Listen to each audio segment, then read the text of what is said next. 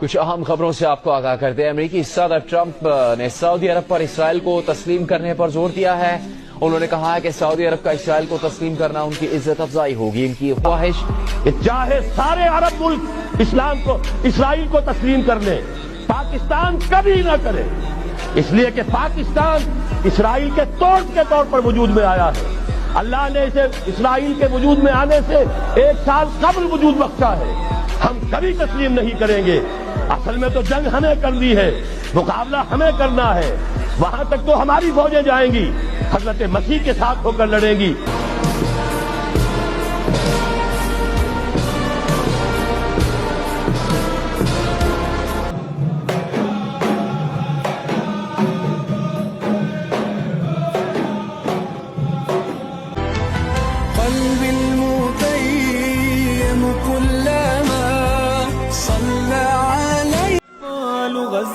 قد ماتوا بها جوعا يا خالتي يا خالتي ولا تخويا يا خالتي۔ دیکھیں، ایک بات آپ کو سمجھنے کی ضرورت ہے کہ اسرائیل اس وقت غزہ کے اندر فلسطینیوں پر جو بھی ظلم و ستم جاری رکھے ہوئے ہیں، ان پر روزانہ بم برسا رہا ہے۔ پوری دنیا سمیت اپنے ملک کے اندر اس نسل کشی کی وجہ سے لعن طعن، اور اس مخالفت کے پیچھے اس کی سپورٹ صرف اسرائیلی حکومت کی نہیں ہے، بلکہ اس کا سب سے بڑا سپورٹر جو کہ جنگ کو جاری رکھے ہوئے ہے اور اسرائیل کو ہر محاذ پر، چاہے وہ مالی طور پر ہو، عالمی طور پر، سفارتی طور پر، یا پھر ڈیفنس کے پروسپیکٹیو سے سپورٹ کر رہا ہے، اس کی خاطر لابنگ کر رہا ہے۔ وہ اصل قصوروار دراصل امریکہ ہے، ورنہ اسرائیل کی تو اتنی حیثیت نہیں ہے کہ وہ 1 ماہ سے بھی زیادہ اس جنگ کو جاری رکھ پاتا، کیونکہ ہر روز اس جنگ پر اسرائیل کو $84 ملین خرچ کرنا پڑتے ہیں، اور یہ قیمت اس کے علاوہ ہے جو کہ ایک رات کے اندر اس نے حماس کے 500 راکٹس کو ڈیفنس کے طور پر ختم کرنے، یا پھر حزب اللہ کے راکٹس کے خلاف ڈیفنس جیسے غیر معمولی ایونٹ پر اپنے آئرن ڈوم پر خرچ کیے۔ 7 اکتوبر کو حماس کی طرف سے 500 راکٹ فائر کیے جانے کے بعد شروع ہونے والی اس جنگ کے اندر صرف 2024 کے اعداد و شمار کے مطابق $67.57 billion national bank of Israel کے مطابق خرچ ہو چکے ہیں، جس کے اندر صرف ملٹری کے اخراجات شامل ہیں۔ اسرائیل کو ہونے والا مالی نقصان اس کے اندر شامل نہیں ہے، اور اب تک تو شاید یہ نمبر $1 ٹریلین کو بھی کراس کر چکا ہوگا۔ آپ اندازہ کریں کہ تاریخ کے اندر گریٹ جرمنی جیسے اور USSR جیسے ملک بھی ان جنگوں کے خرچوں کی وجہ سے ٹوٹ چکے ہیں، اور اس کے مقابلے کے اندر اسرائیل تو کچھ بھی نہیں ہے۔ پر اسرائیل ابھی تک اگر اس جنگ کے اندر سروائیو کر رہا ہے تو صرف امریکہ کی مدد سے، کیونکہ 2024 کے آخر تک امریکہ نے $17.9 بلین کی فوجی امداد اسرائیل کو دی، جو کہ کسی بھی ملک کی 1 سال کے اندر دی جانے والی سب سے بڑی رقم ہے۔ آپ اندازہ کریں کہ امریکن عوام کے ٹیکس کا پیسہ کہاں پر جا رہا ہے۔ اور اس کے علاوہ امریکن اسرائیلی فوڈ چینز اسرائیلی فوجیوں کو کھانا دیتی رہیں، اور اس کے علاوہ مائکروسافٹ جیسی کمپنی نے باقاعدہ اپنی AI کی مدد سے اسرائیلی فوجیوں کی مدد کی۔ آپ جانتے ہیں کہ پوری دنیا کا قانون ہے کہ جتنا قصوروار قاتل کو مانا جاتا ہے، اتنا ہی اس کی قتل کے اندر مدد کرنے والے شخص کو بھی مانا جاتا ہے، جو کہ اس معاملے کے اندر امریکہ ہے، جس کا اسرائیل کے سر پر اگر ہاتھ نہ ہو تو اس کی اتنی جرات ہی نہیں ہے کہ یوں غزہ کے اندر قتل عام مچا کر کھلے عام بدماشی کر سکے۔ امریکہ نے مڈل ایسٹ کے ملکوں کو کنٹرول کرنے کے لیے، خصوصاً سعودی عربیہ، ایران، چائنا اور پاکستان کو کنٹرول میں رکھنے کے لیے اسرائیل کو اتنا پاورفل بنایا ہے، اور اس کی دوسری وجہ ہے اسرائیلی لوبی، جو کہ امریکہ کے اندر بہت ہی سٹرونگ ہے اور پورے کے پورے امریکن فائنینشل سسٹم کو کنٹرول کرتی ہے، جس کا مطلب ہے کہ پوری دنیا کے فائنینشل سسٹم کو کنٹرول کرنا۔ مثال کے طور پر IMF، United nation, world bank, American central bank, اور اس کے علاوہ گلوبل بزنس کا کنٹرول ہر جگہ پر انہی کے لوگ موجود ہیں، لہٰذا چاہ کر بھی کوئی بھی امریکی صدر ان کے خلاف کوئی پالیسی نہیں بنا سکتا۔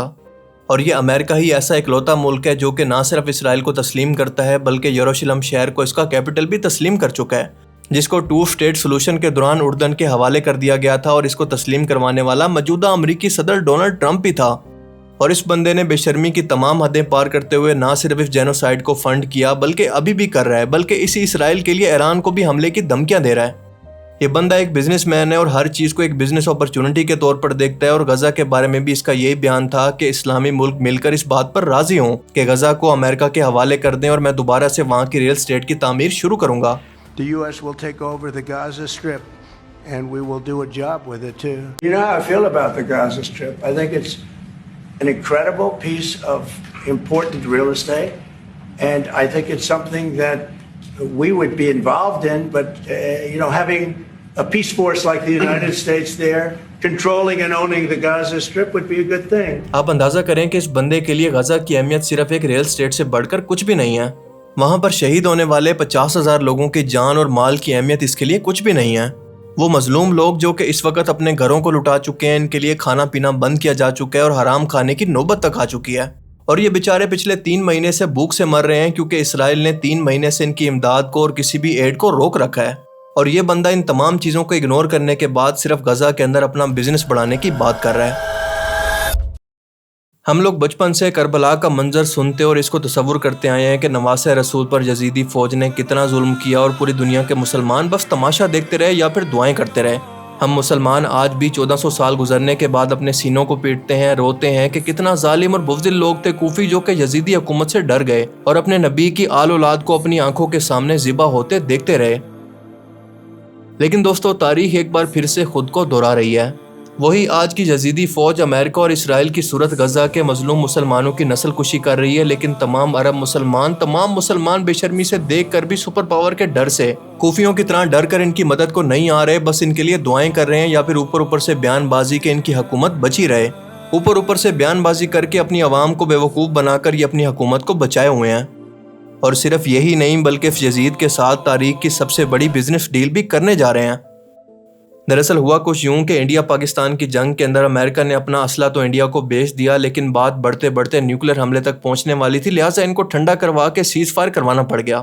اب امریکہ بھارت کو تو اپنا سامان بیچ چکا ہے، لیکن اب اس کو اور سامان بیچنے کے لیے نئی جنگ کروانے کی ضرورت ہے۔ اور دوسرا، چائنا پر ٹیرف لگانے کے بعد چائنا نے امریکن کمپنی انویڈیا سے ان کے سیمی کنڈکٹر کو خریدنا بھی بند کر دیا، اور اس کے بعد اپنی خود کی سیمی کنڈکٹر چپ بھی تیار کر لی، جو کہ انویڈیا کے سیمی کنڈکٹر سے نہ صرف قیمت کے اندر 2 سے 3 گنا کم ہے، بلکہ اس کے اندر پرفارمنس کے اندر بھی کئی گنا زیادہ فاسٹ ہے۔ اور پھر چائنا کے ڈیپ سیک کے لانچ کے بعد اوپن اے آئی کے سٹاک تو پہلے گر چکے تھے، اور امریکی کمپنی ٹیسلا کو چائنا پہلے ہی اپنی BYD الیکٹرک گاڑیوں سے ریپلیس کر چکا ہے، یعنی کہ امریکہ کی ٹیک انڈسٹری بھی آہستہ آہستہ گر رہی ہے، اس کے لیے کوئی پروفٹ جنریٹ نہیں کر پا رہی۔ پر اب اس سپر پاور کے اندر پیسہ تو کہیں نہ کہیں سے لانا ہی ہے، تو لہٰذا ٹرمپ صاحب اچانک سے پہنچے گلف مارکیٹ کی طرف، یعنی سعودی عربیہ، UAE اور قطر کے دورے پر، اور ان ملکوں کو اپنا اسلحہ اور ٹیکنالوجی بیچنے کی آفر کی۔ سعودی عرب پہنچنے پر غزہ کے بچوں کے قاتل کو فنڈ کرنے والے اور وقت کے یزید کے آقا کا ایسا شاندار استقبال کیا گیا جیسے کسی ہیرو کا کیا جاتا ہے۔ سعودی عربیہ کے F-15 لڑاکا طیاروں کی اسکواڈرن نے اس کو ویلکم کیا اور اس کو 21 توپوں کی سلامی دی گئی۔ پورے ریاض شہر کو امریکی جھنڈوں سے سجا دیا گیا۔ 13 مئی 2025 کو تاریخ کے اندر پہلی بار محمد بن سلمان خود ایئرپورٹ پہنچا، سارے شاہی پروٹوکول کو توڑ کر ٹرمپ کو خود ریسیو کیا، اور اس کے لیے پرپل کارپٹ بچھایا گیا، جو کہ VVIP سے بھی اگلا پروٹوکول شو کرتا ہے۔ اور اس دورے کے اندر سعودی عربیہ نے آئندہ 4 سالوں کے اندر امریکہ کے اندر $600 ارب کی انویسٹمنٹ کا اعلان کیا، لیکن پھر بھی ٹرمپ نے کہا کہ $600 بلین کو بھی 1 ٹریلین کی اماؤنٹ کر دو، 1000 ارب ڈالر۔ اور اس کے بعد سب سے زیادہ امپورٹنٹ بیان دیا کہ محمد بن سلمان کو پریشرائز کیا کہ اگر سعودی عربیہ اسرائیل کو تسلیم کر لے تو یہ میرے لیے بہت عزت کی بات ہوگی۔ اور اس بات کو سن کر محمد بن سلمان صرف مسکراتا ہی رہا، جیسا کہ یہ بتا رہا ہو کہ وہ یہ چاہتا ہے کہ دنیا کو لگے کہ ہمیں پریشرائز کر کے ایسا کروایا گیا ہے، لیکن اندر سے وہ خود ہی یہ چاہتا ہے۔ آپ اندازہ کریں کہ یہ وہ لوگ ہیں جنہیں عرب دنیا کے لیڈرز کہا جاتا ہے، جن کی طرف غزہ کے بچے، عورتیں، نوجوان، بوڑھے سب دیکھ رہے تھے کہ شاید یہ ہماری مدد کو پہنچیں گے، لیکن یہ لوگ اپنی شرم، اپنی غیرت، اپنی عزت سب کچھ بیچ کر یزید کے قدموں کے اندر گر چکے ہیں۔ اور آپ مجھے بتائیں کہ اس بندے نے ایسا کون سا مسلم دنیا کے لیے کارنامہ کیا ہے کہ اس بندے کو اتنی عزت اور اتنا پروٹوکول دیا جا رہا ہے۔ ابھی تک کی اطلاعات کے مطابق اسرائیل نے آخری ہاسپٹل جو کہ غزہ کے اندر موجود تھا، اس کو بھی بوم سے اڑا دیا ہے، جس کے اندر موجود تمام زخمی سب کے سب شہید ہو چکے ہیں۔ اس طرح کے ظلم کی مثال تو تاریخ کے اندر اس سے پہلے کبھی نہیں ملتی۔ اور اس کے بعد ٹرمپ نے 14 مئی کو دوحہ قطر کے اندر امیر قطر تمیم بن حمد آل ثانی سے ملاقات کے دوران قطر ایئر ویز نے امریکی کمپنی بوئنگ سے 210 طیاروں کی خریداری کا معاہدہ بھی کیا۔ آپ کو بتاتا چلوں کہ یہ بوئنگ کی تاریخ کا سب سے بڑا آرڈر ہے۔ اور اس کے علاوہ قطر نے $1.2 ٹریلین کی اکنامیکل انویسٹمنٹ پر دستخط کیے، جس کے اندر دفاعی معاہدے اور MQ-9B ڈرونز کی خریداری بھی شامل ہے۔ اور اس کے علاوہ قطر نے ٹرمپ کو ایک لگژری بوئنگ 747-8 طیارہ بھی بطور تحفہ پیش کیا، جو کہ عارضی طور پر ایئر فورس 1 کے متبادل کے طور پر استعمال کیا جا سکتا ہے۔ اور اس کے بعد 15 مئی کو ٹرمپ پہنچتا ہے ابو ظبی یعنی UAE کے اندر، اور اس کے صدر محمد بن زائد ال نہیان سے ملاقات کرتا ہے۔ اب یہاں پر جس طرح کا شاہانہ پروٹوکول اس کو دیا گیا یہ آپ سکرین پر دیکھ سکتے ہیں، اور اس کے علاوہ ٹرمپ کو UAE کا اعلیٰ ترین سول اعزاز یعنی آرڈر آف زید بھی دیا گیا، مجھے نہیں پتا کس کارنامے پر۔ اور اس کے علاوہ امریکہ اور اماراتی AI کمپنی G42 کے درمیان ابو ظبی کے اندر امریکہ کے سب سے بڑے آرٹیفیشل انٹیلیجنس کے ڈیٹا شیئر کے قیام کے معاہدے پر بھی دستخط ہوئے، جو کہ NVIDIA کمپنی مل کر بنائے گی۔ UAE نے امریکہ کے اندر $200 ارب کی سیمی کنڈکٹر AI سرمایہ کاری کا وعدہ کیا، جس کے اندر انرجی کے شعبے بھی شامل ہیں۔ اب کل ملا کر ان تین ملکوں نے امریکہ کے اندر $3 ٹریلین سے زیادہ کی انویسٹمنٹ کی ہے۔ UAE کے اندر ٹرمپ کے دورے کے دوران نوجوان لڑکیوں نے اپنے سر کے بال کھول کر اس طرح سے لہرا کر ٹرمپ کا استقبال کیا، جس کے بارے میں یہ کہا جا رہا ہے کہ یہ UAE کا کلچر اور اس کا ویلکم کرنے کا طریقہ ہے، جس کو ان کی زبان کے اندر العلایا کہا جاتا ہے۔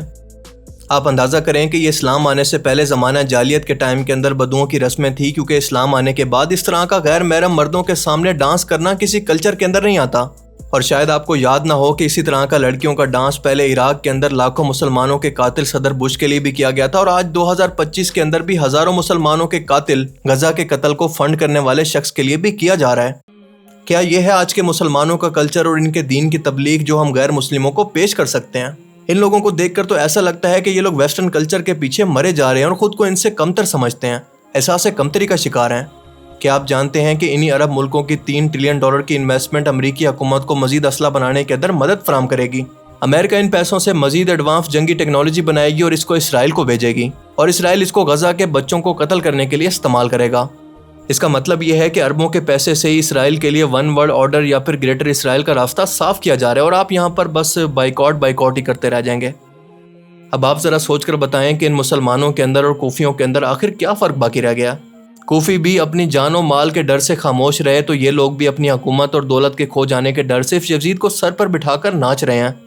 ڈاکٹر اسرار احمد مرحوم بالکل صحیح فرمایا کرتے تھے کہ یہ اجمی مسلمان ہیں، کیونکہ عربی قوم تو بہت پہلے ہی ختم ہو چکی ہے، یا پھر آج کے ٹائم کے اندر اتنا کمزور ہو چکی ہے کہ اپنی عیاشیوں کے اندر مصروف ہے، اسے باقی دنیا سے کوئی لینا دینا نہیں۔ اللہ تعالیٰ نے سورہ محمد کے اندر محمد صلی اللہ علیہ وسلم سے فرمایا تھا کہ ہم نے اس عرب قوم کو قرآن دے کر، یعنی اللہ کا پیغام دے کر دنیا میں بھیجا ہے تاکہ وہ باقی دنیا کو تبلیغ کرے۔ لیکن جب ان لوگوں نے اپنی عیاشیوں کے اندر پڑھ کر اس قرآن کو پیٹھ دکھائی، تو اللہ نے اگلی آیات کے اندر اپنے وعدے کے مطابق کہ اگر تم نے ایسا نہ کیا تو تمہیں ہٹا کر کسی اور قوم کو لے آؤں گا، ترکوں کو عرب کی خلافت دے دی۔ اور ڈاکٹر صاحب نے یہ بھی پریڈکشن کی تھی کہ یہ اجمی مسلمان جو کہ اپنے آپ کو عرب کہتے ہیں، اپنی حکومت اور دولت کو بچانے کے لیے اسرائیل کو تسلیم کر لیں گے، لیکن پاکستان کبھی ایسا نہیں کرے گا۔ اور اس کی وجہ یہ ہے کہ پاکستان اسرائیل کے توڑ کے طور پر 1 سال پہلے وجود کے اندر اللہ نے اسی لیے بنایا، اور یہی وجہ ہے کہ یہ پوری اسلامی دنیا کے اندر واحد ایسا ملک ہے جو کہ نیوکلیر پاور رکھتا ہے۔ اور اسی چیز کی وجہ سے اسرائیل خوفزدہ بھی ہے، کیونکہ وہ اس پریڈکشن کے بارے میں پہلے سے جانتا ہے۔ وہ جانتا ہے کہ یہی وہ قوم ہے جو کہ خراسان سے، جو کہ آج کے پاکستان، افغانستان اور ایران کے بلوچستان کا حصہ تھا، کالے جھنڈے لے کر نکلے گی اور یروشلم یا پھر اسرائیل کے کیپٹل پہنچ کر امام مہدی علیہ السلام اور حضرت عیسیٰ علیہ السلام کے لشکر کے اندر شامل ہوگی، اس یہودی قوم اور اس کے آقا دجال کی فوج سے لڑنے کے لیے۔ اور دوستو، احادیث کو دیکھ کر، عربوں کی حالت کو دیکھ کر اور مسلمانوں کی کنڈیشن کو دیکھ کر ایسا لگتا ہے کہ شاید وہ وقت اب زیادہ دور نہیں ہے۔ اللہ تعالیٰ سے دعا ہے کہ وہ ہمیں سمجھنے کی اور نیک عمل کرنے کی توفیق عطا فرمائے، آمین۔